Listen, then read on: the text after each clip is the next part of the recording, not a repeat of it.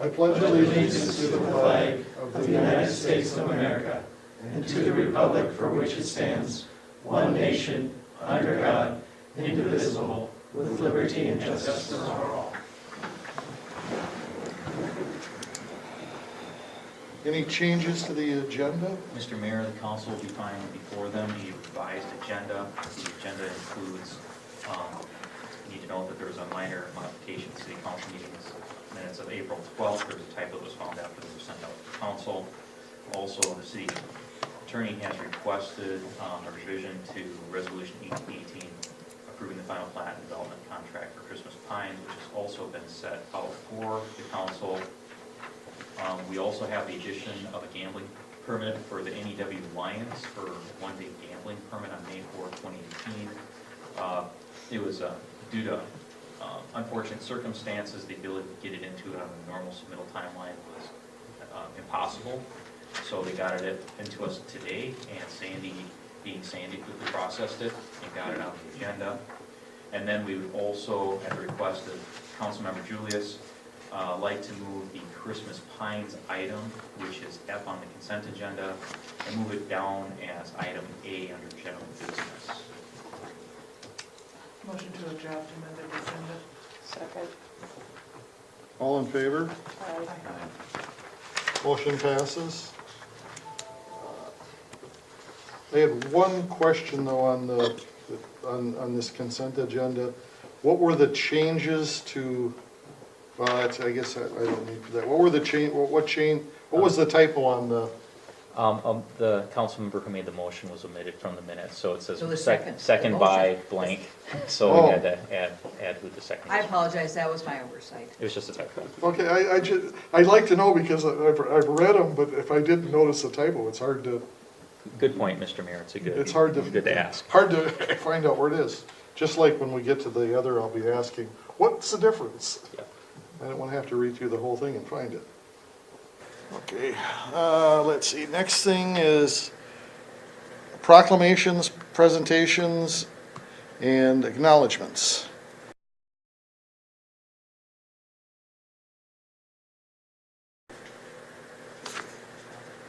We have Superintendent Dittberger. Maybe, given that, Mr. Mayor, I might suggest, given that the superintendent's presentation will take a little bit of time, we do have Gordon Duell here for a short item, rather than waiting for public comment. Comment, We can okay, do that. that's fine with me. Well, I want to say thank you to Councilmember Josh Berg for extending the invitation to come here today. Many of you are aware, because you approved this, but I've been asked to serve our city as the police chaplain, which mainly my first and primary duty is to be there for our police officers in any way they need, whether it's doing ride-alongs, whether it's praying for them, whether it's running and getting them water, whatever it is that they would like, I can do that for them. The second thing that I would do is anytime there's a need in the community that the police officers see fit to call me for it. So on Friday, Chief Mortensen gave me a call to respond to the Bloom fire in Lindrow's neighborhood. And so one of the things that I learned in my chaplaincy training is when you have a major catastrophe like this, everybody wants to donate stuff, and a lot of times that's much further down the road. And so one of the things they talked to us about was the importance of establishing a fund for that family, not utilizing a GoFundMe, and explaining the difference between, why City Hall can't have a fund or the fire department can't have a fund. You need a nonprofit to go ahead and step up and to sponsor that fund. And so Crossroads Church has stepped forward. We have opened up an account at the New Market Bank. And with the help of New Market Bank, they're covering check fees and things like that, so that as much of the donations that go into that account can go directly to benefit the families. It's also just the emergency response fund, so that in the future, if we have to activate this fund and utilize it again, hopefully we don't have to do that in the near future. Everything is now set up and ready to go.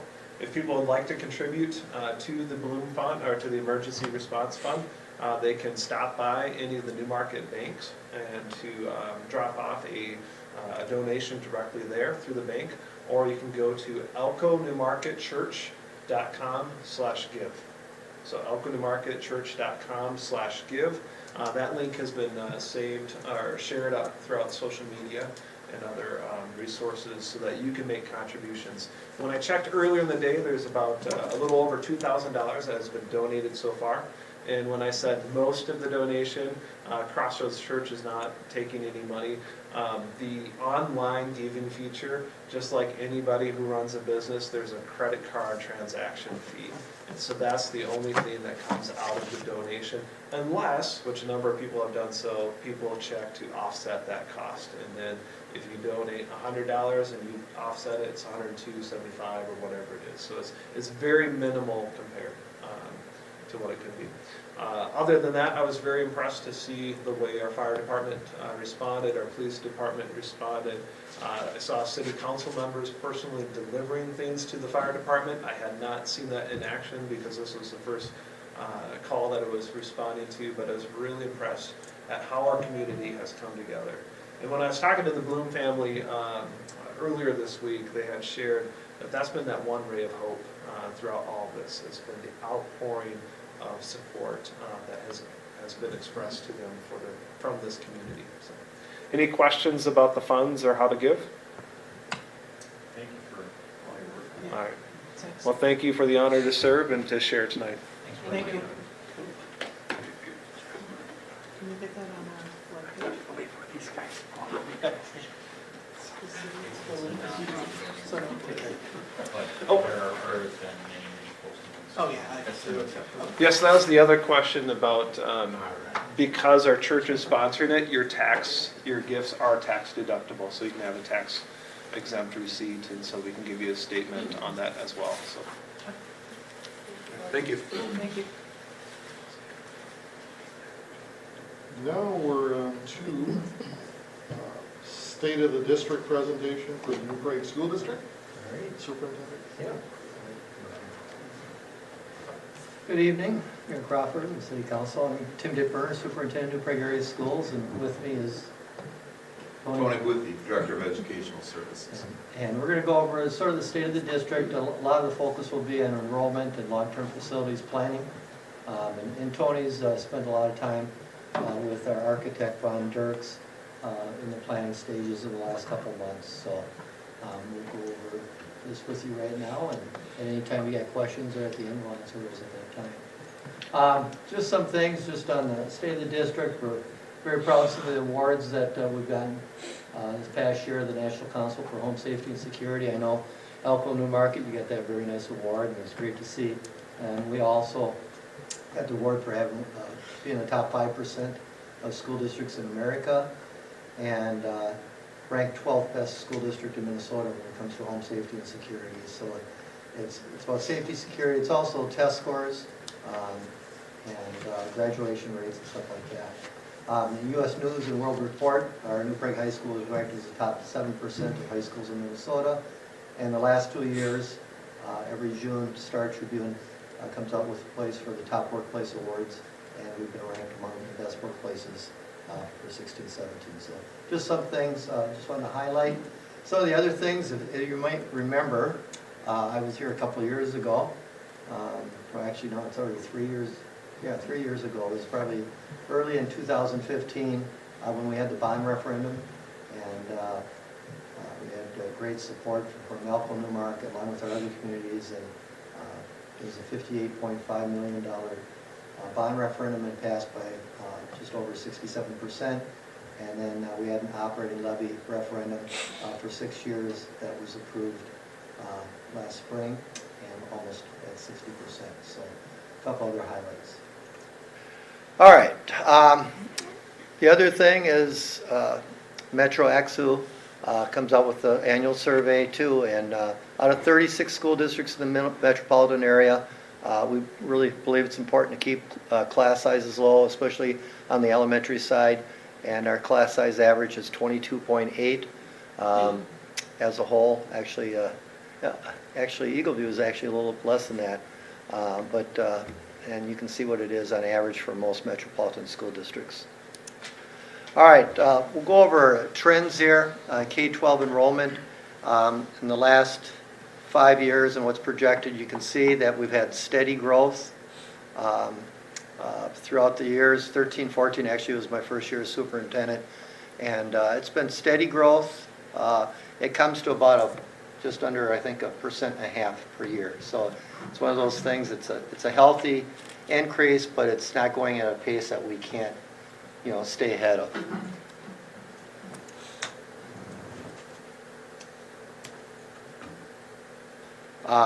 And this is K-5 enrollment. You can also see back in 13, 14, it was 1759. Right now it's currently 1864, and we're projecting 12, increase of 12 for this next year. And I need to tell you too, our business director, Sandy Lynn, does a wonderful job, and we've got our building secretaries and my assistant who does new student registration and everything. Sandy does a very conservative projection on this too, because there's one thing you never want to do is in your budget over project. So it is pretty conservative, but that's served us well in the past 5 years. And these now are, when it says EVFRS, that's Eagle View Elementary, Falcon Ridge Elementary, and Raven Stream. And on these figures here, let's look to 13, 14 at the beginning. You can see Eagle View is on the far left there in the maroon there at 504. Falcon Ridge was at 672, and then Raven Stream 639. 14, 15, somewhat similar, 15, 16, and then we changed the boundaries. Went through that whole thing, and it turned out pretty well. As you can see, there's a jump at Eagle View Elementary to 566. So we gained a little bit, 54 students that year. And you can go across there and see where Eagle View increased by 1 for this year, and we're projecting for another 3 next year. And we'll just have to see. Again, these are conservative projections, but you can look at where we're at right now for 17, 18 between the 3 schools right now with Raven Stream. There's a couple neighborhoods that are a lot of new starter homes, which I'll talk about in a second, which yields a lot of new students. This is middle school and high school. Obviously, the one up top there, the high one, is the high school one. We're 1202. Right now, we're experiencing a lot of growth at the high school. 1362 is what's projected. So currently, we're at 1326. Middle school is a little bit more flat, although we had a big jump this year from 911 to 958. And you can see what's projected at 965. A question comes up quite a bit with enrollment. What is your open enrollment that's in there? We have our open enrollment as a whole. I think it's 14 or 15% right now. It's probably one of the higher open enrollments in the state. Our 2 highest net open enrollments are in the TCU, or the Montgomery Lonsdale La Center School District, Tri-City United, and also Lakeville. We're at about a net 330, so a net. So we've got obviously some that go out, but our net is about 350, but we have 400 some probably total that come in. So again, this is the current enrollment, as you can see, between the elementaries and the middle school and high school.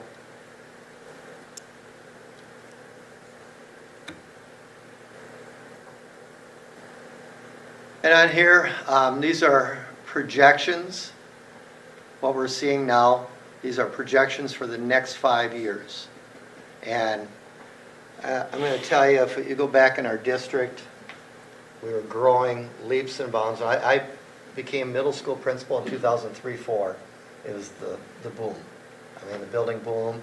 Eagle View Elementary was started in 2006-07, and then obviously the crash. So again, these are projections, you might say guesses, but this from my business director, Sandy Lynn, does this, and she's got a formula that she uses, and she's been pretty accurate, but obviously the more years you go, the more, what a guess it is right now. So we're not seeing, and we've worked with Hazel Reinhardt, who's a demographer, on some of this stuff, and she did projections 6 years ago, and I go back to the other screens, we'd probably have about, I think it was decrease, which did happen. We've had a lot more growth than we thought we'd have, so it's hard to say. Again, these are projections, what we have right now. And Tony, why don't you take it from here? This is some of the stuff that Tony, when meeting with our architect, talking about building capacity and our current enrollment and potential growth. So this slide just, it's got 4 different things in it. The maroon is what we currently are at for our student enrollment in each of the 5 buildings below. The gray is the capacity of each building. So for instance, Eagle View on the left, right now we have 567 kids that show up every day. We have room for approximately 723. That would be a very full school, but that's what our architects tell us the building would hold. The little black circle up above, 78% is that's how full we are. So just a percentage to kind of help us look at that. And we have room for 156 students. So it kind of puts it in, paints a little picture of exactly where Eagle View is at as far as the size of the building, how many kids come to school every day, and how many more kids we can take. The early childhood wing that is on the Eagle View is not in that. So those are specifically just K-5. Would that increase class sizes considerably then, if they had that many kids there, or would they? No. Well, I mean, every classroom would be full, but right at this time, we have room for those. So, I mean, the class sizes, no, we would keep, we have guidelines that we would follow there. Basically, that's just saying that every single classroom is going to be used. Our guidelines, for example, for kindergarten is 18 to 22, I believe. You know, we try to stay within that range, and we average actually about 19. But as we have more, we'd still have, it wouldn't affect that. Is that so? Is there a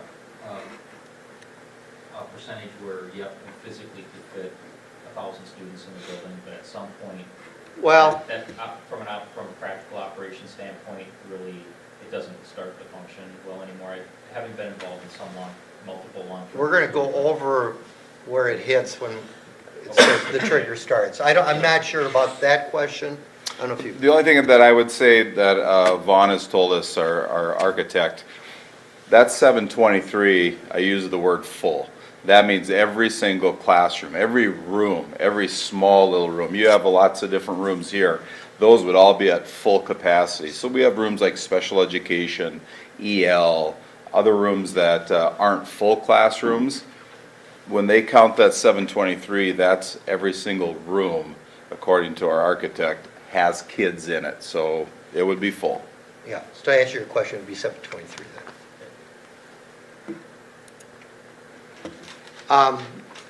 Yeah, go ahead, Tony. Keep going here. So in working with Vaughn, we met with our architect approximately a month and a half ago.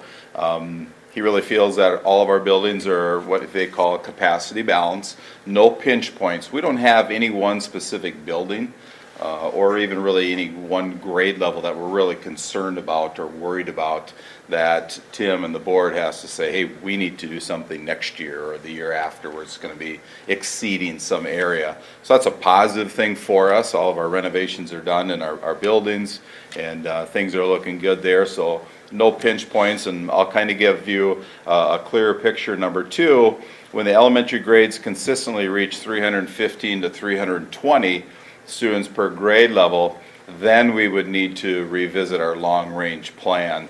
And I'll kind of show you what I mean there. Yep, so two more. One more. Yep. So, come back then. Okay, help. So you can see the dotted line up top there.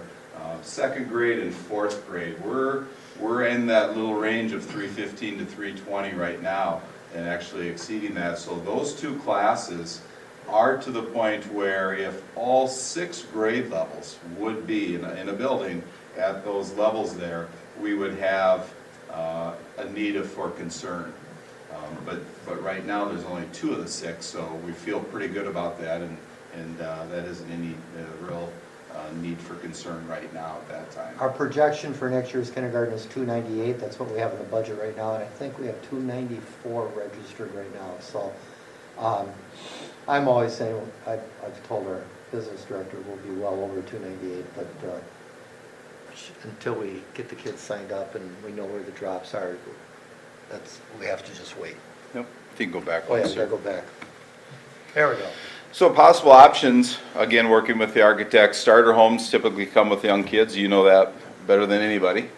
And additions on the elementary in the short term, so whether it's Falcon Ridge, whether it's Raven Stream, whether it's Elko New Market and our Eagle View School, if we've got new starter homes with new kids and there's more kids there that warrant a larger building, that would be a look at an addition to one of the elementaries, depending on where that's specifically at.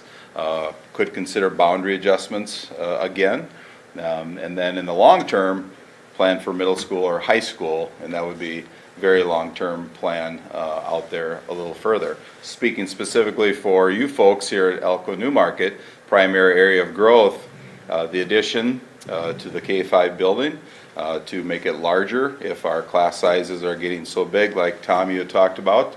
You could add on to that building, and then or there could potentially be a second building, which could be a 6-8 if our growth in the middle school area exceeded and started to really rapidly grow like some years ago.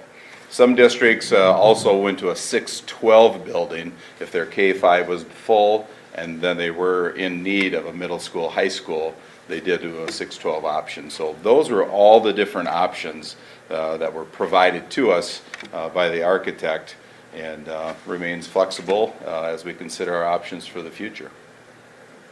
Okay. And, yeah, and I would say, you know, again, it goes back to those pinch points when everything gets at that level that, you know, we'll have those discussions, we'll start talking about those options, but the most important thing is, you know, we're talking about it now, we're not gonna wait 3 years down the road, 4 years down the road, and all of a sudden, oh, what are we gonna do?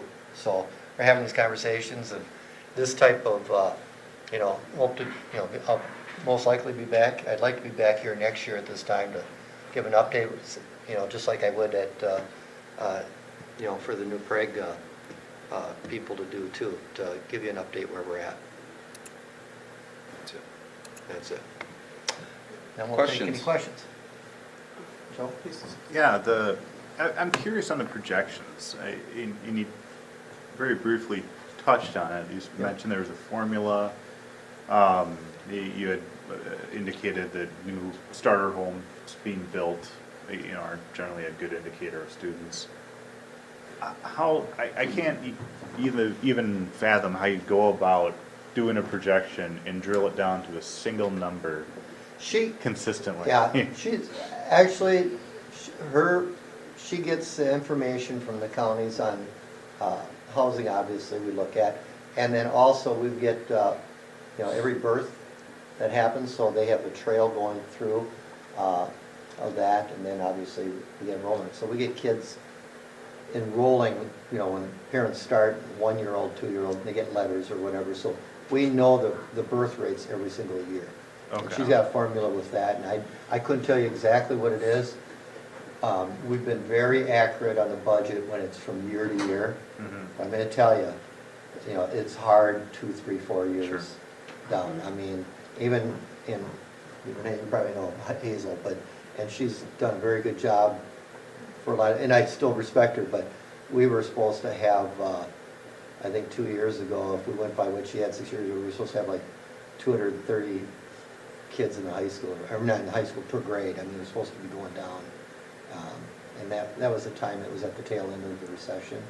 I'm sorry, I didn't mean to interrupt. But the housing, you know, the housing market has increased, and there's, whether it's Cedar Lake or town of New Prague, and Elko, even though it's not in our district, will have an impact on us too, when those neighborhoods are built too. Go ahead. And one more, when you're looking at and this is more just a general question, Mhm. but, I understand that a lot of the funding for schools comes based on per pupil. Yep. Is that based on projections in any way, or is it just based on current year? Current year. Just current year information? For funding? Yeah. For funding, yeah, our funding, basically, per pupil, if you include everything, state, local, federal, if we include fees, everything, I think we're about 9,700 per kid. Wow. But most of that, 86% of that is state funding. So Sure. we're, like in the state legislature, the last two things, we've gotten 2%, which has been very good. But we had years where it was 0 and 1 or 0.5%, which made it tough. With the local operating levy that we renewed, we get an extra $971 per student.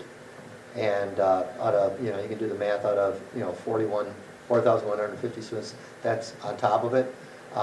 There's a lot of districts like Jordan, Belle Plaine, TCU, they got just the minimum, they get $724, but our voters in our district have done that. Lakeville, with the technology and with their local operating levy, they get about $1,700 per kid. So on top of the state money. Federal money, we get very little, it's like 2%. That's whatever happens at the federal level is like, okay. Thanks. It doesn't, I quit worrying about that, so. But we're pretty, our money, we're proud of, the last 5 years, we put money into the classroom, we go back to low class sizes. One of the things that it does come up every once in a while, it came out in negotiations, and we have a great relationship with our teachers union, but, about district office growing or whatever, and went back and checked, in the last 5 years, we've had 20 full-time equivalents or full-time staff members, and now we have 20.43. So we've grown a lot of students, but I think we've added 15 teachers. So that's where we want the focus to be when it comes to that. So Thank you. I guess when I saw the potential for a school from 6th grade to 12th grade, first thing that pops into my head is how does that work from a dynamic from the age difference in just your... They would have, I think, the architect said that, I think they did Zimmerman High School, and they have a 6-12. It's just, he's throwing that out there. I think they have a separate wing for 6 through 8. They're not together. Oh, No. okay, That's I was totally- just trying to understand how that dynamic would No, ever work. I don't know. That slide is all the options. Just Yeah, all- okay, all right. All I the think options. realistically, for Alpha, what's gonna happen here, I don't know when it's gonna happen, but we'll have a 6 through 8 here at some point. And I will say, I'm most likely done, but, someday there will be a high school here. You gotta remember this, 160 square miles in this district. 160. That's a lot of land. So is it gonna happen? Yes, it's gonna happen someday. When it's gonna happen, I can't tell you. But first thing, most likely, will be, like Tony was going through that, will either be an addition to the elementary, this is just my opinion, an addition to add on to the elementary to get enough classrooms, or again, 6-8. And that will be an option that they're going to have to weigh out. And it'll all depend on homes, all depend on growth. So that addition could end up being a 6 to 8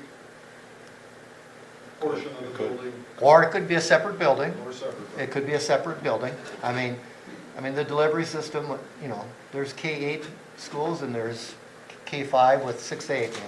Those are options to look at. Or in between time, we could just add, the way the building, or the way the elementaries are built, they're built so they can add on very easily. That was part of the whole concept. So you're actually adding on to the building and not just putting portables out? Oh, yeah. Oh, I hope we do that. I'm just But no, looking many back, districts do portables. Yeah. They'll do District 196 portables. does. It depends, yeah. It all depends on the district and the support they have, but, whether it's 4 classrooms or whatever, they're constructed to add on as an option. The other question I had is as far as the students that are coming from Lakeville into New Prague District, are most of those coming from the Elko in this Yes. area? Yes, most of them there. It's about, yeah, I'd say, look at the last, if I remember the last figure, it's probably about just under 30, a plus 30. So whether, I'm gonna just say, you know, might have 45 coming in and 15 going out, that type of thing. So it's. So the ones that are coming in, are those mostly gonna be elementary students that are going to Eagleville, you think, or? No, we have middle school and high school. Oh, okay. yeah. Most of our kids that are at Eagleville, I mean, like 90-some% end up going to the middle school. So they start in the elementary, Bob, Okay. Yeah, that's what he's saying. and then work. But I mean, there are always a couple every year that, you know, will go to McGuire or whatever, so, yep. Anything else? Well, I hope, yeah, I thank you for having us, and I think next year, about this time, would be a great time to do it again. Give you just the state of the district, or if something comes up you want me in before then, I'd be more than happy. Really appreciate the collaboration that we do, everything we do with buildings and grounds, and I think that's a real positive thing, and anything else we can do, we'd be more than happy to look into. Thank you. Thanks so much. Thank you so Thank much. you, guys. Moving on, we have a proclamation for municipal,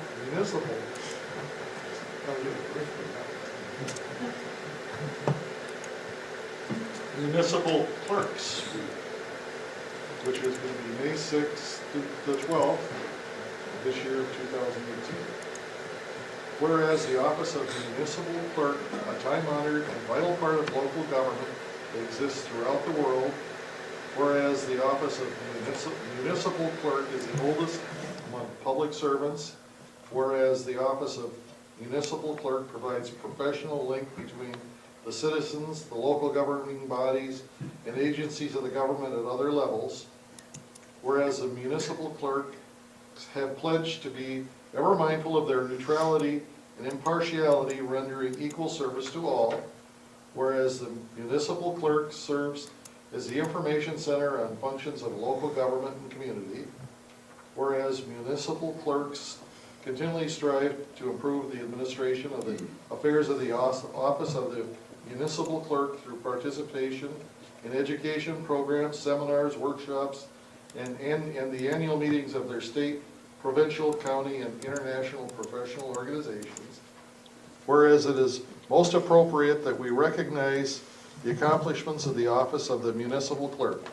Therefore, I, Bob Crawford, Mayor of Elko New Market, do recognize the week of May 6th through May 12th as Municipal Clerks Week, and further extend the appreciation to our city clerk, Sandra Green, and our other certified municipal clerks, Tom Terry and Mark Nagel, and to all municipal clerks for the vital services they perform and their exemplary dedication to the community that they represent. I feel like we should clap for Sam. That's what I was thinking. We actually have one that isn't here because Mark Nagel, we've got 3 people that are certified clerks, so. Can I respond to that? No. I'm just- I'll let you. Okay, thank you. You typed it up though, right? No, this comes out, Honestly, this is a boilerplate. one thing I have to say with city clerk, I do enjoy my job 99% of the time. Today was not one of those times. That's how it was not a good day. But I wouldn't enjoy and I wouldn't be here if it wasn't for obviously the support of the council. And I can't do my job without the rest of the employees. I mean, everywhere from Tom Terry, Mark Nagel, Renee Christensen. I was getting to you, Josh. I was saying you guys. You're towards the end of the list, but And Leila Leinhardt, our new accountant, and Stephanie Schultz, who does so much for us, Public Works and Police, especially Officer Garais. So, I mean, it's a whole team effort, so, and I have to tell you, I had a bad day. I did have to apologize to the administrator. I don't like doing that. I didn't mean it, though, but. I have this question. So you're the city clerk, so you're the head city clerk, so technically, You're his boss, right? Thank you. I know she said it was one of the oldest professions. Bob, I you're know just, too. you're just figuring that out now. You know. You didn't have to stress about the oldest profession and then look at me.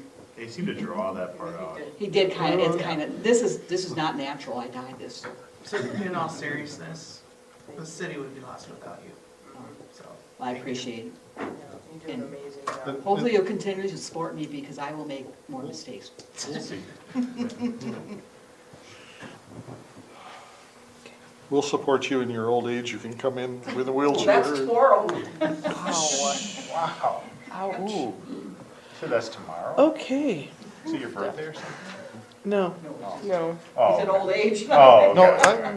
she's not elderly yet, so we don't have to worry. Okay. Okay, public comment, any public comment? Once, twice, 3 times, public comment is closed. Consent agenda?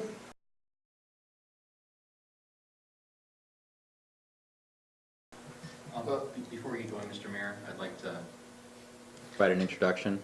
Renee. I'd like to introduce our developer of Boulder Point Subdivision, Bjorn Logan. I would like to, in particular, say that he has been fantastic to work with. Tonight, before you approve everything, everything is signed, the Mylars are made, his fees have been paid, extremely efficient and great to work with. So thank you. Just do a clap. Sandy, and I notarized stuff today, and I was like, did I wreck her day? No, you were very good. Oh, thank You made my day. I was gonna say, you were the bright spot. Yes. If it wasn't for you, she'd probably have a frown on tonight.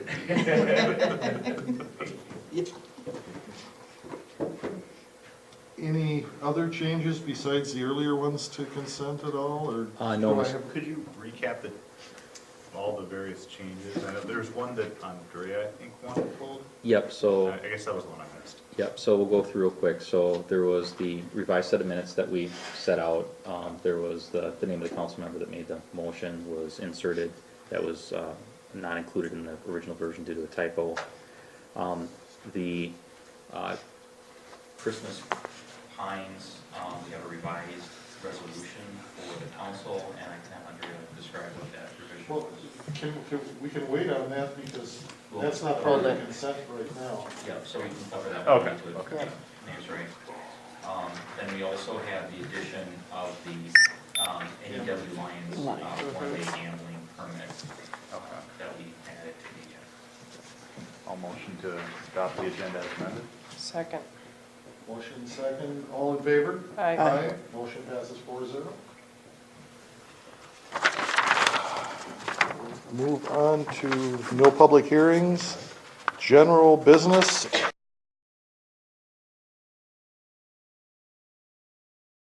Item Wait. A. 19 new lots. That was easy, right? Renee made it easy, Yeah. I'm sorry. Working with Renee and Tom was a pleasure, so thank you. Glad to hear it. Thank you. All right. Thanks, Thank Bjorn. you. Have a good night, everybody. You too. Any questions on item A under general business, the resolution for final plat for development of contract for Christmas Pines? What changed? I need to abstain. Yeah, the change. So, because you're doing this as, including assessments as part of the development contract, case law has required that you adopt, like you would any other assessment, the assessment resolution language, adopting the assessments that are contained within the development contract. So it's like any other assessment rule, it's included, that language. So it's not just approving the plat and the development contract, it's also identifying the assessments. So we had to enhance what we would normally do for a normal plat approval in the resolution, so. Okay. Any discussion? Oh, sorry, that's your job to say that. Any discussion? Motion to approve resolution number 1818 as amended. Second. All in favor? Aye. Abstain. Abstain? Well, motion passes 3-1, or 3-0-1. It's like a hockey record. Okay, so we're on to reports. Mr.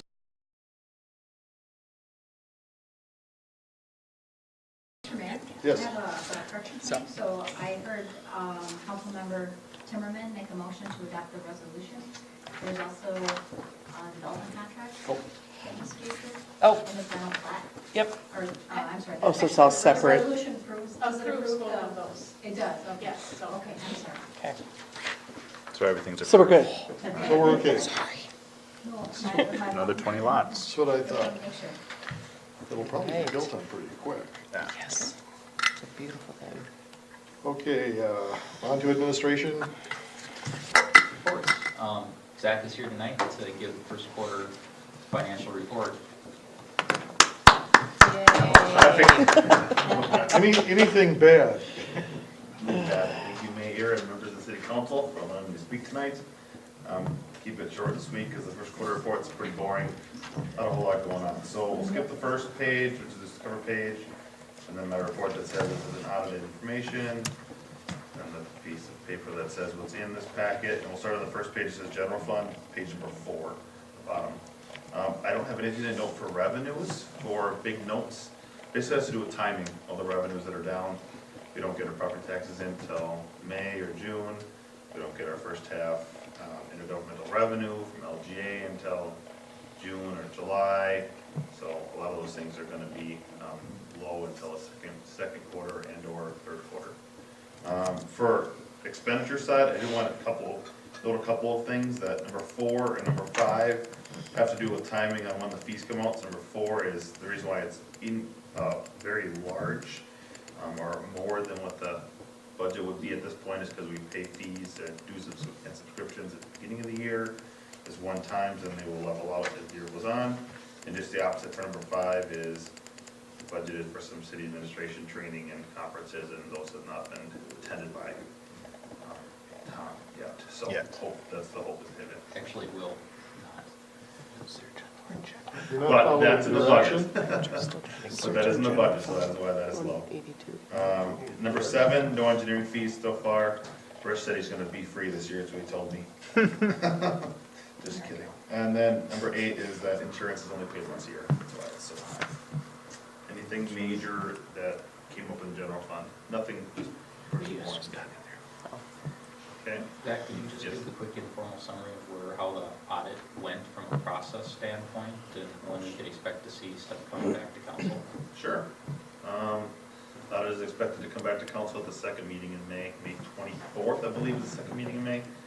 The audit went just fine this year. Auditors were in here and out of here in 3 days this year, Tom, or 4 days? 4 days, which is about what we did last year. There's one open item left that Matt and I are working through. Matt is the audit partner on the audit. Went smooth this year. Did you guys notice anything major? Have any major concerns that came up during the audit process? No. I think that one of the comments that they made during kind of like the field exit interview. Correct. Was that we didn't issue any big bond. I mean, it was kind of uneventful from a There's an financial uneventful year standpoint this year, so. Not a whole lot. I'm sure they'll touch base on our enterprise funds as well, as we all know how well those are maybe not doing. So, but that'll be about the only point that they probably touch on quite a bit. I know I've talked to Matt about it a few times, just to kind of hear what our ideas are and what our progress is and what we're going to do to fix those things. So, which we have a plan, that's all that matters. Well, Back to the executing the plan Correct. is So important. far, Renee is doing very well at executing the plan, so we can thank Renee for Plan that. is good, execute better.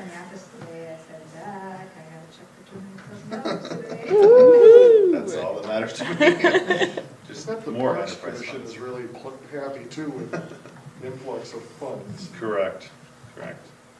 So back to the quarterly report, that's all I have for the audit. Any questions on the audit? Kind of in the middle of the quarterly report update, but should be back by the May 24th meeting. And I'll be here for that one as well, to bounce any questions off of. On the next page, the cash balance page, pretty eventful here again. a lot of ins and outs. Most of them have to do with bonds. Since we pay all of our bonds at the beginning of the year in February for principal and interest, brings our bond funds down a lot because we don't have tax dollars to support those until May, June, and then December, November, December. So those are the main things of the decreases and the major decreases.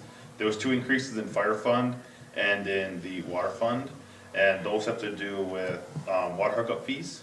We had more water hookup fees at the beginning of the year this year than we had last year.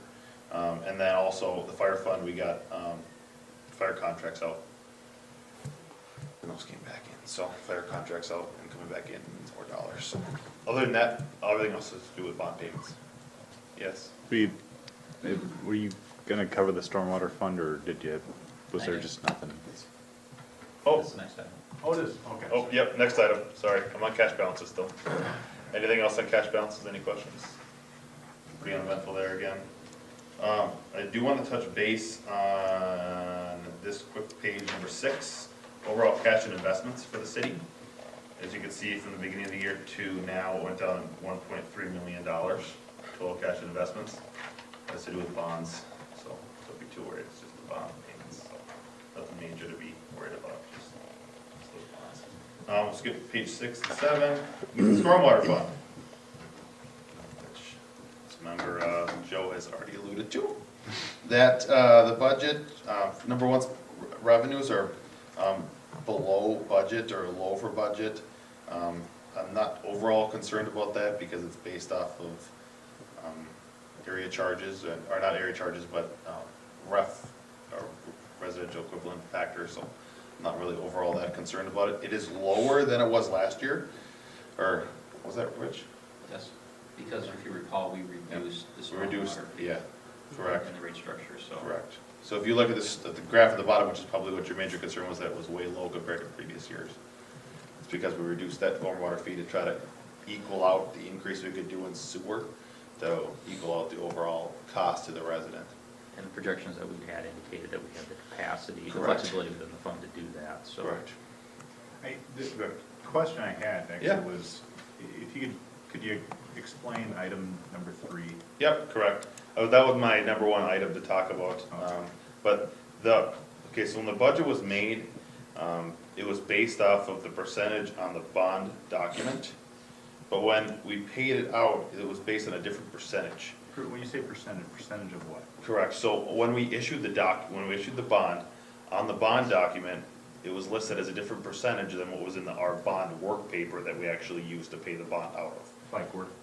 Yeah, correct. Interest? Correct. Okay.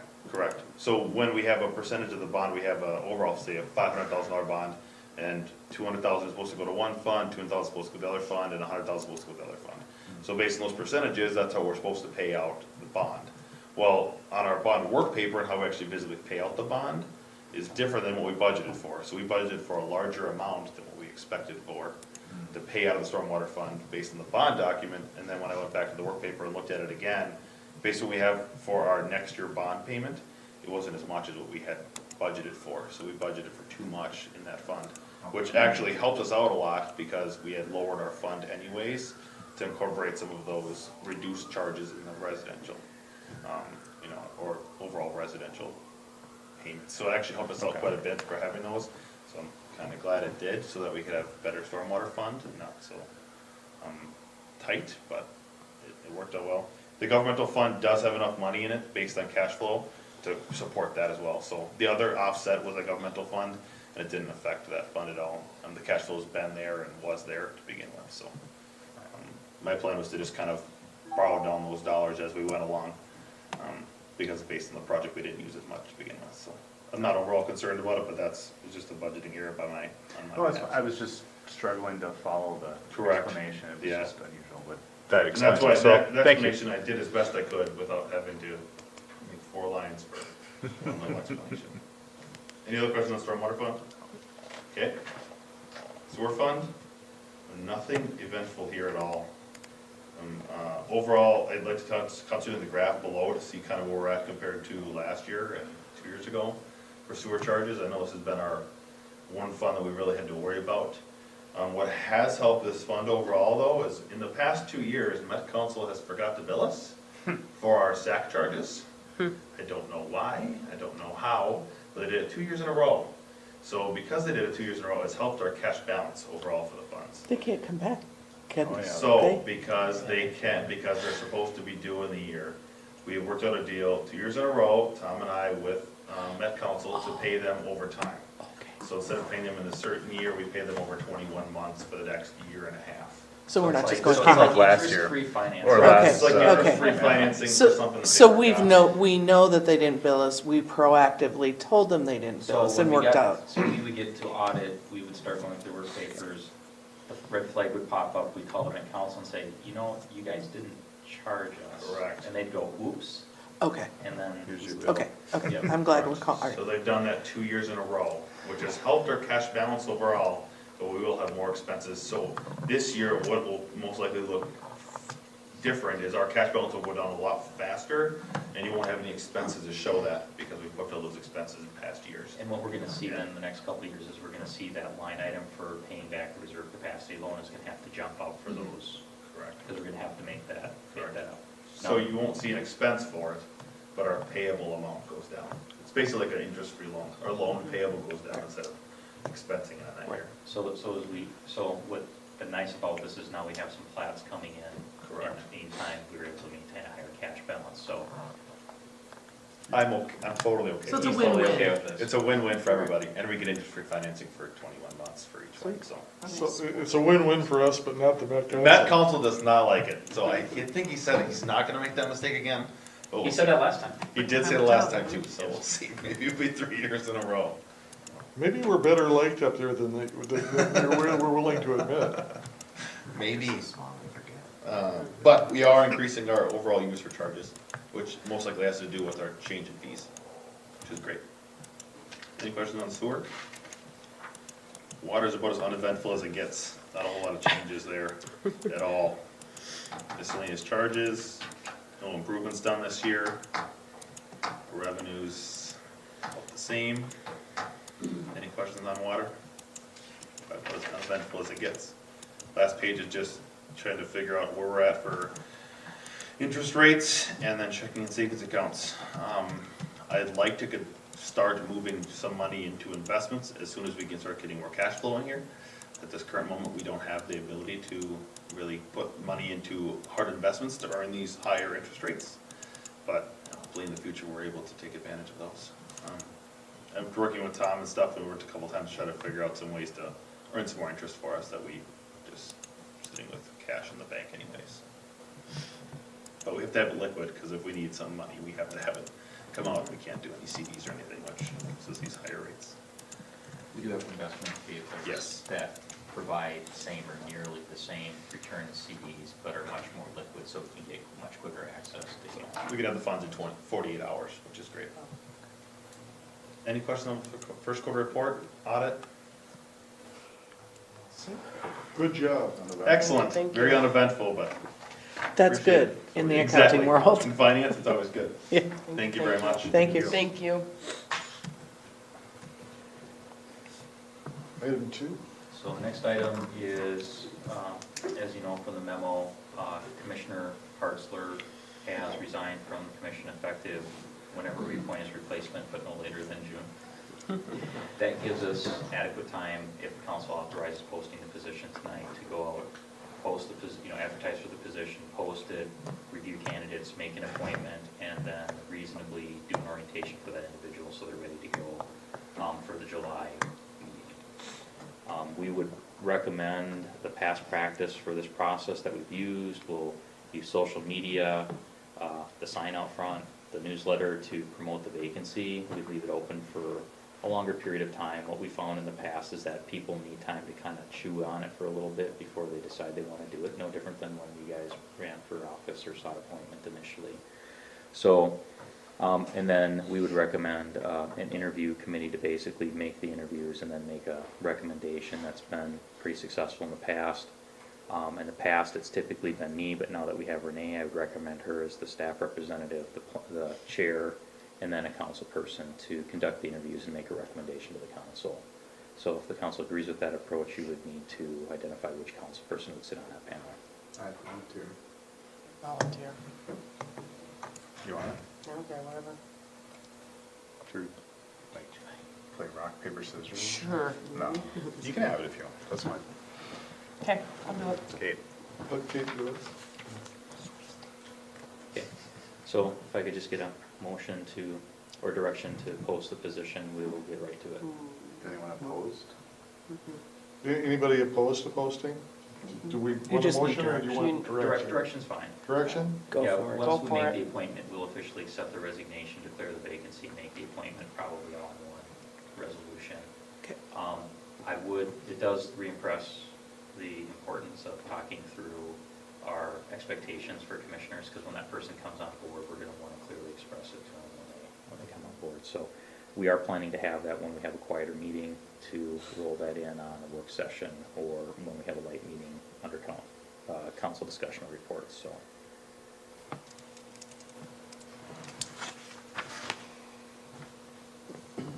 Did you get your direction or do you need more? That's all I need. Thank you. All right. Public Works? I heard there's a Figured I'd big- come say hi to everybody. heard there's a big snowstorm coming. I'm so relieved the winter's over.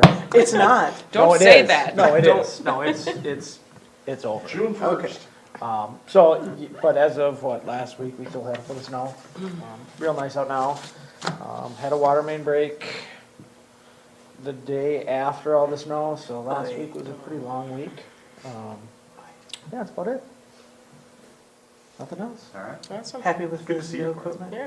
That you're I don't gonna have get? anything. Well, you're Yeah. going to? Well, yeah, but I mean, it's a process. How How long do you think? Whenever they get their new one. Oh, okay. It just, if you're paying the same price to basically have a car that's got 200,000 miles on, it, to get one that's got 30, it Yeah. kind of just makes sense. It's a no-brainer. We weren't really looking, but when it, knocks on the door, you kind of see if it's worth it or not. Yep. It is. Cool. So, thank you. Thank you. Good job. Very good job for keeping us So up. is that just 'cause you keeping know our people? equipment up. Pretty much. Just that good. Well, I know. Okay. Good job for keeping our equipment newer, the lowest possible cost we could get. We definitely try. You- So.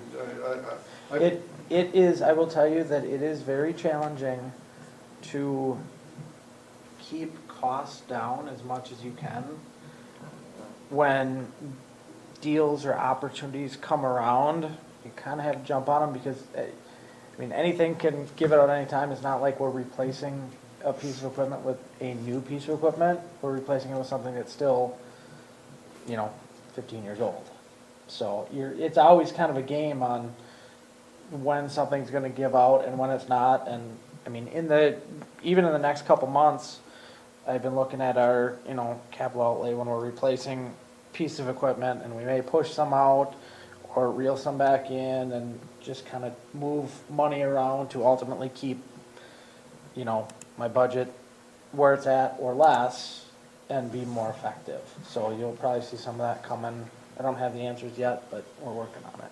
So you'll see that in the future. All the years I've been on the council, your recommendations have always been to the point where I don't even have to look at them that close anymore, because if you've thought it through and you're asking for it, it's probably a no-brainer. I try to pride myself on that I won't come to you if I don't have a 100% feeling on something.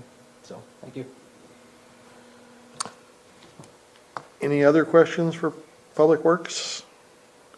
Police, we don't have anything tonight. Fire Department, nothing. Engineering? Just one quick item, council, seen the most recent council update where I talked about the use of UAVs or drones for doing it. Rich's office has finished evaluating the cost comparison of the traditional method versus the use of that new field data collection approach.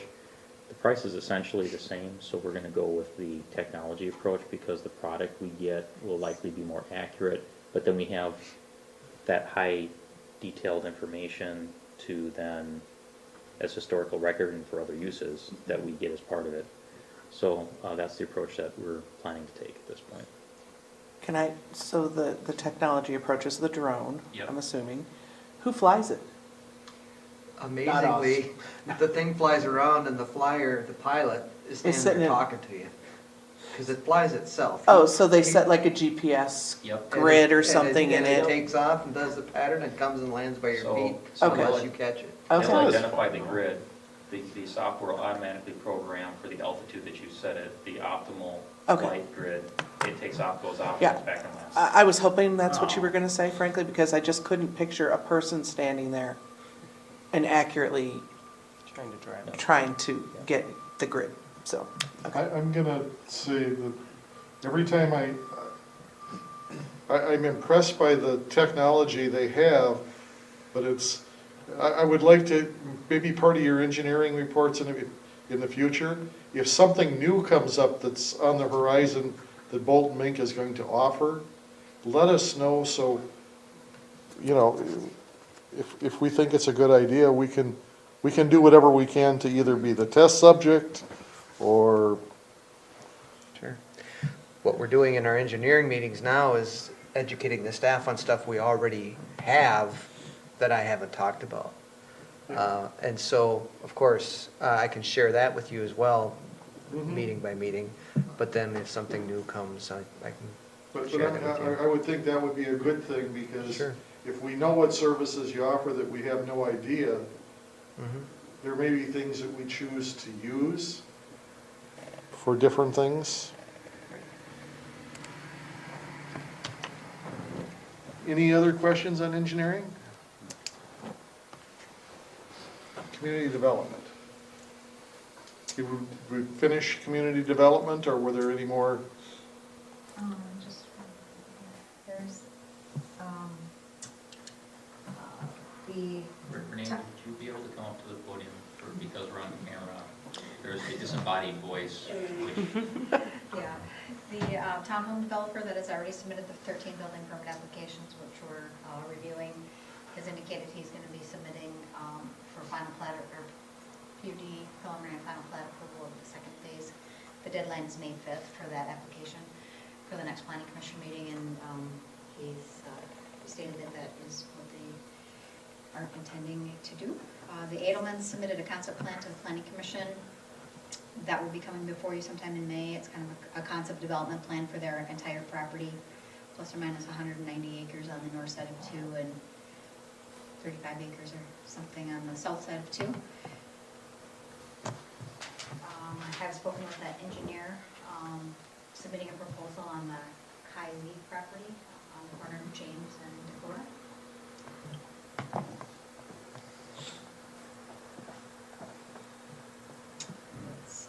Ryan Companies has submitted a proposal for Park I-35. We don't know much about it other than that there is a lead that they submitted a proposal on. they're currently under a non-disclosure agreement, so other than the fact that they, a courtesy call to let us know that they submitted a proposal, it's about what we know at this point, so. Awesome, yep, That's all I have. good job. That's all you have? That's Any all. questions? This is That's quite a it's bit. amazing. I knew there was more. So, no other questions for Renee at all? Nope. Okay. Moving on then to parks. Any questions on parks? Other committees, scale. We had the meeting, it wasn't, that was a couple weeks ago. MVTA was yesterday. Yeah, so I did give Sandy, sorry, yeah, I get you two clerks mixed up. Give it to the senior clerk. Give it to the senior clerk. So I did give Sandy just, there was a handout that had some of the information on the I-35, and it had some maps, and talked about transit again, so just thought she could scan that and get that out. They are looking at the Egan Transit Station. They're going to be doing repairs to just make sure that the station stays.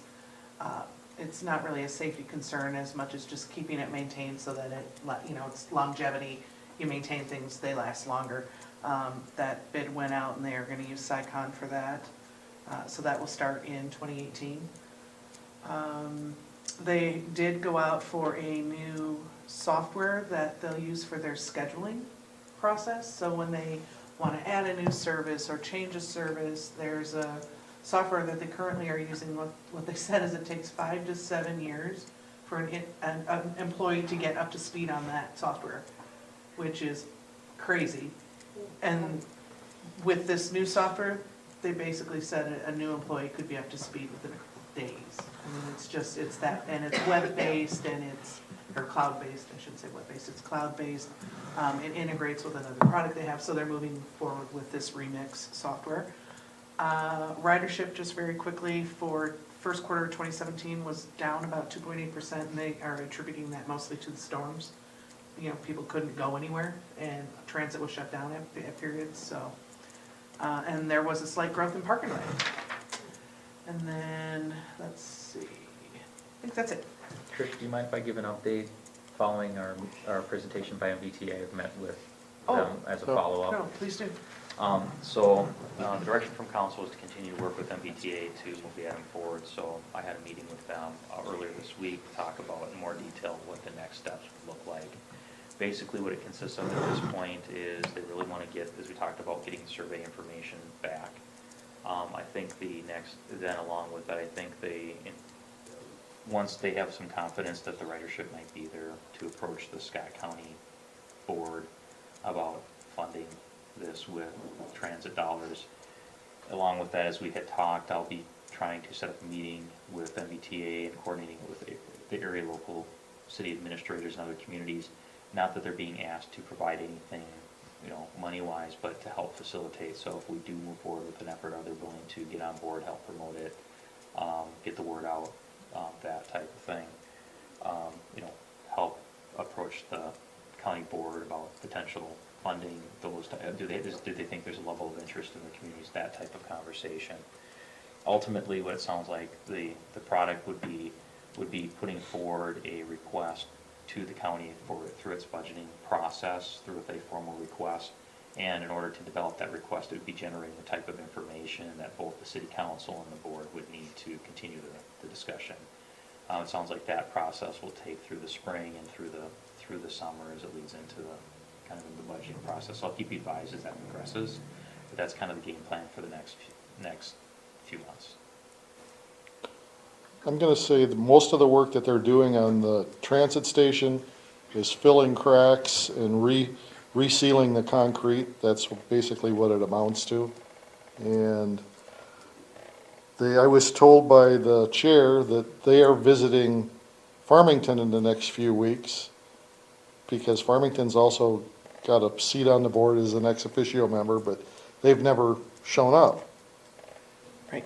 And they're going to be using us as an example of a community that's progressive and trying to advance things. And they've got Farmington has transit available even closer than we do. So, and I don't know they're not even sure what Farmington's problem is, but there's people in Farmington, a lot of people in Farmington that use transit, so. Maybe it's because it's a little bit closer. Could be. Don't know. But it's, they're going to be using us as an example. A shining light. Okay. And I-35, that was weeks ago. Chamber of Commerce? May 1st, we are doing a networking event at End Zone. Would love to see as many people there as possible. I plan on being 4:30 there, to so I don't know 6:30. if anybody else is. We might have to post I it. was I going would to say, post it. Post it. Please and That's thank you. 4:30 to 6? 6:30. I'll send an appointment right now. Thank you. Include me on that. Yep. No. I think I invited you on Facebook, actually. She really needs a city clerk to do that. We have plenty. She just wants to go to End Zone for a couple hours. Bring somebody with you. That's all I have. Regional Council Mayors, they had that a few weeks ago. CCEC? Just working on fire rescue days. Downtown Improvement Committee? Nothing. No. 50 by 30 collective impact.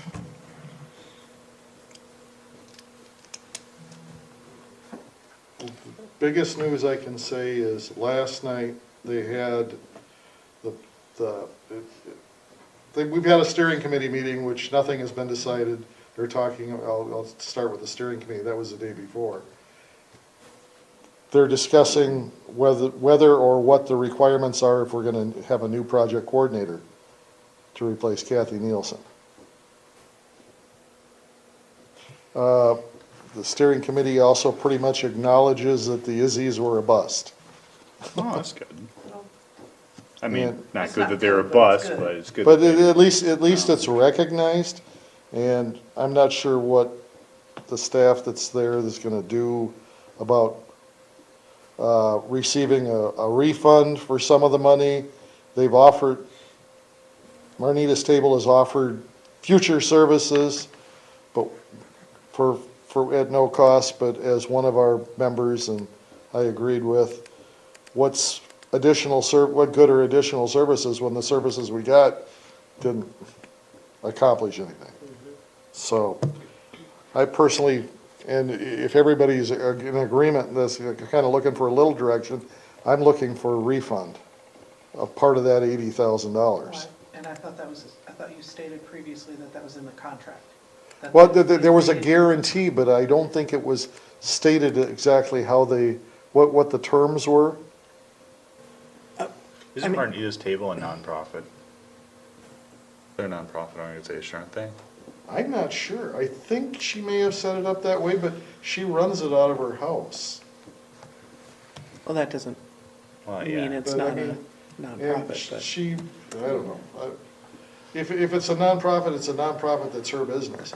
No, I guess I wouldn't be wanting to, I mean, if we entered into agreement, I think I mean, if, that's part of the risk in going into an agreement. Well, not if you're getting a guarantee. Well, guarantees are not always guarantees. Right.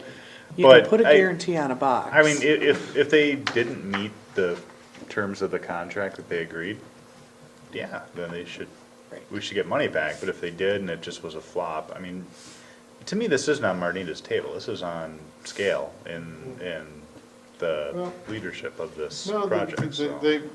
I can tell you that the steering committee was told that part of this is Marnita's Table guarantees they've got people to go out on the ground and recruit people, so that's why they guarantee 140 people or 145 people at each event. They are a 501c3 nonprofit, I was just gonna, yeah, there. So, so I don't know that I'd wanna go after a nonprofit, take money back, but. well, just remember, there's nonprofits and there's nonprofits. No, but it would not be good PR It would be horrible for the PR. county if, but that said, you're on Well, the steering committee, so. I just wanted to know what what our city's stance should be when we get there, but I personally, because I sat at those steering committee meetings and meetings with Marnita, and it was like, oh yeah, we're gonna have almost 200 people there. Yeah. And the first one ended up with 20 people, and then we had, I think the final count on the second one was about 75 people that were there that were participating, the housing one, that weren't actually working there or city representatives, and out of that 75, only about 60 were residents of Scott County. So I don't think they performed at all.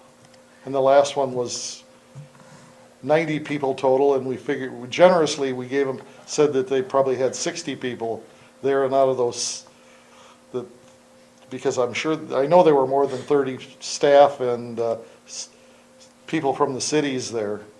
So they didn't even fulfill 2 Izzies worth of people. I think what I've heard is that we support not doing any more of them. But unless it's black and white in a contract. It's black and white, but But you I'm not sure said it how two that's. different ways. Well, I haven't seen the contract So because, then you can't say, so. but, because this is one of those things that she didn't, our former project coordinator signed and didn't get approved. Yeah, but she was hired though. She I was mean, hired to do a that's- position and, Well, she wasn't given permission to spend money. She wasn't told she couldn't. I That's all water under the bridge. I mean, Yeah, I at mean, this point, If you feel it's sport, you're Well, on the executive you're on committee, the, if you wanna pursue you're on the it, committee. go Let's for it. just I say, it's- would we support the county position and the other city's position, or would we say no? I think it, I mean, I'm not sitting here, can't see the contract, I can't, Yeah. I Right. can't make a I can't decision answer that without without. looking And at I'm the gonna contract. ask to see the contract before I even, yeah. but I mean, I just wanted to get some kind of a general feeling. I don't think, I kind of agree going after, because we didn't even approve it in the first place is kind of, Right. but Yeah, it's just hard sitting here, not having been in on any of the discussions, not having seen the contract, or having the benefit of getting the sense of the actual, what was, I mean, because in my book, whether it was in a contract or not, if there was any kind of gentlewoman agreement, Right. that holds some weight, but I haven't been involved in any of the conversations, so in my opinion, we need to defer to okay. the committee. I'll do my best Whatever to the find majority out of the committee. Whatever with that, I'll go with the majority, but I plan on looking at it and reporting back to you what Yeah, I can and find that's- out. Because so far, the only time we've gotten anything back is when we pressed for a budget, and now they have to have an approved budget for Right. things, so. Which is good. And I can pretty much say that the executive committee will probably go with a $5,000 spending limit on any single item before they can spend it.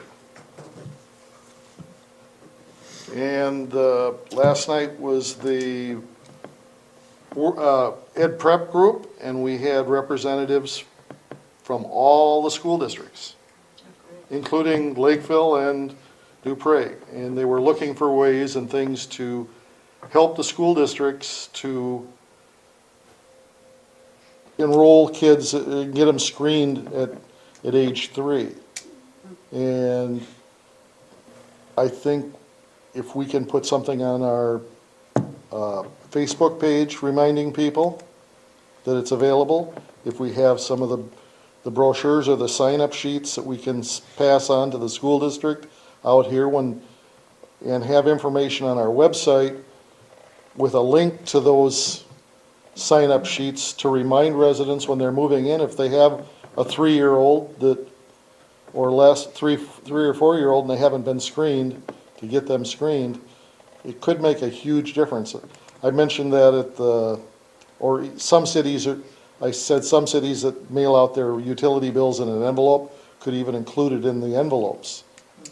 And I've already heard back from New Prague School District that if we do that, they'd be more than interested in having us help them any way we can to get those 3, 4, 5-year-olds screened before they start kindergarten. And can I bounce back to the work, 50 by 30? Yeah. I did have Tom forward from our work session on 50 by 30. Just that there's a survey that we're trying to get as much involvement as we can, so if you guys can, just pass stuff on and take it yourselves, actually. Okay. There's no reason why we can't have a voice in that manner, so, that's it. But I do think some of those surveys that we're actually doing, we're actually getting some benefit from what we're implementing lately, so we're learning, which is good. The one survey from the employers was pretty. Very interesting, yeah, so, and we did do a survey with the employers in the county. And their feedback was very interesting. I meant to ask for them to send it to us electronically and I forgot. So. They will, and it will be on the It's, website. yeah, it's gonna be delivered. I just thought we could get it a little sooner, but yeah, it was, I mean, I'm not gonna go in depth into it, but it was interesting in that our employers, for the most part, didn't seem to think that there's a problem with getting employees. But you have to weigh that with, how many, we have a lot of small employers, and you did a sampling of 200 or whatever it was. Did we really get a fair distribution of the large to the small to really have the voices of both represented? And but So more to come on that, Yeah. but it's interesting data. And transportation is just busy working with everybody else. Sorry, I jumped ahead. That's It's fine. okay. And you had a housing meeting? No. No, you didn't. It was a joint meeting, It was wasn't a joint meeting. I still showed up to City Hall at 9 o'clock and was disappointed that I was the only one there. So I did not go to it. But it was a joint meeting. Were you? did At you the, end up I going went to to the housing one. Yeah. Yeah, okay. This was the That one was- last week at like 11. Like the Oh, lunch no, one, I right? went to the other one. I've been to all of them. I Oh, didn't don't know think there we've was had a. a housing meeting. Well, 'Cause- whatever one there was where it was a joint with the housing, I actually went to. Okay. It just That- feels that like was it was a- longer ago. That was, Housing yeah, work- that was longer ago, It was a because I was couple at that weeks one ago. with you. Yes, Yeah. it was a while ago. But our regularly scheduled meeting, I guess, That was. got last moved week. to like the lunch meeting deal thing that I was not, so. Oh. But it was a Yep. joint meeting, I know. I wasn't. All right. But I don't think we missed it. last night, the meeting, to get back to that, the meeting with the school districts was extremely interesting. Is all the school districts seem to do it a little different, but similar. The screening? The screening is all basically the same from school district to school district. It's how they get the people in. Oh, And Lakeville was, I was pretty impressed. The last 2 years, they've changed their screening, the way they try to recruit for the screening, using some other methods.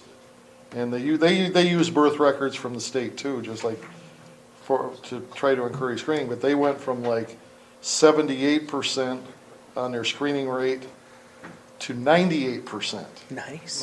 That's To awesome. have kids that are screened when they started kindergarten. That's Now, they're not sure if they're gonna be able to keep that 98%, because everything seemed to go perfect. But at least their goal is to try to keep it there, but stay above 90%. So, but like I said, the New Prague School District, I think her name is Mary Bartouche, that does the, Bartouche, yeah. I'm terrible at names, thank you. She does their screening and that part of it. She already sent me an email to see what we could do as a city to help facilitate in our city. And I thought brochures at the counter, out there, and putting a link when they sign up on, for new people moving in, to let them know. And a few of those other things. Tom's already gonna look into it if it's possible. I had a discussion with the Lakeville superintendent this afternoon. They'll be having their person equivalent to the individual Bob was talking about. My goal is to get both of those two people in the room, meet with them, and have a discussion about meaningful strategies that we can assist with. Brochure is good, they feel good at the front counter, but the reality is the people that are signing up, that's not our clientele that typically comes to the front counter. But doing something on the website or doing something through social media might be effective. Those individuals, their job is to be out there in those districts, as Superintendent Dipper are constantly out there finding those households. So it's basically, is that our job, is to help them find those households, or is our job to help them communicate the information, and what are they finding to be the most effective way? So I think it's a good effort, so we just want to meet with them and talk through and see what they think is going to be the most beneficial way that we can help them. That'll be happening over the next couple of weeks as I can try and pull those meetings together. And I think it keeps it kind of scale-like, as far as the 50 by 30, that we're looking for ways to cooperate rather than, Right. we're trying to push a program on anybody, but we're asking, where can we help? And checking with our staff, what can we legally do and to help them and still keep costs down, and if we get a better census, or kids in our town are more educated, I think it's a good thing. Cool. Anything else on reports? And we'll go to discussion.